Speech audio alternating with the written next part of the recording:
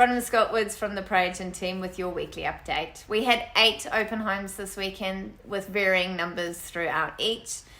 Friday night we presented multiple offers on 357 Titirangi Road, which is now under contract, so very happy for both the vendors and the buyers with that one. We get closer to the deadline of 57 Victory Road and 91 Victory Road. With 57, there are 3 buyers showing strong interest. 91, we already have interest in this property as well, so make sure you check it out so that you don't miss out.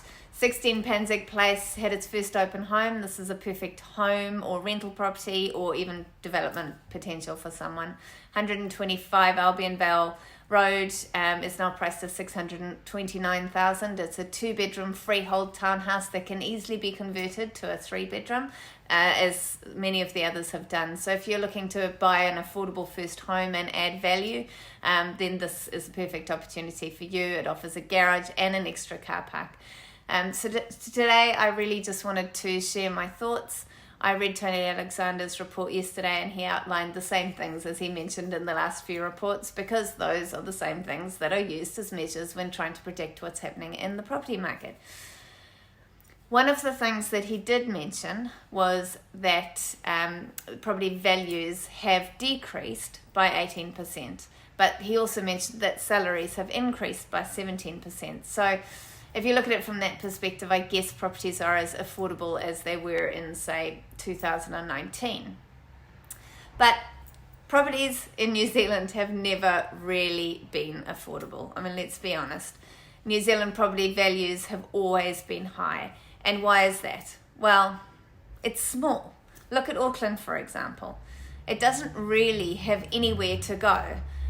Yes, it can go higher and houses can get smaller and closer together.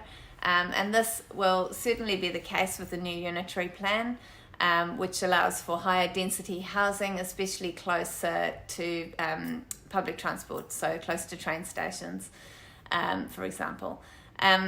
But what the Kiwi owner wants is a quarter acre, and well, there's just only so many quarter acres in New Zealand. And when you're looking at over 75,000 net migration coming to New Zealand, then the population is going to grow. In fact, I've had a couple of calls recently from agents who are working with overseas investors, and they seem to be making offers on anything that needs a little bit of work, or that is on on freehold land. The investors can recognize that the market is about to start going up again.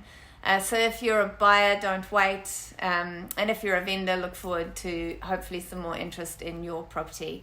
But don't expect that if you hold, you're necessarily going to sell it for more. So unless you're planning to hold it for a minimum of 2 years, there are things that you need to factor in when you're looking at whether to accept that offer or not. Things to consider, such as the interest rates, like what is it going to cost you to hold that property, and also what gains could you make if you took that equity and you used it elsewhere. So those are things that you need to factor in. Another thing that's looming, obviously, we've spoken about it a few times now, is the elections coming up, and look forward to seeing how that affects things as well. So see you next week. Hopefully, you've enjoyed this.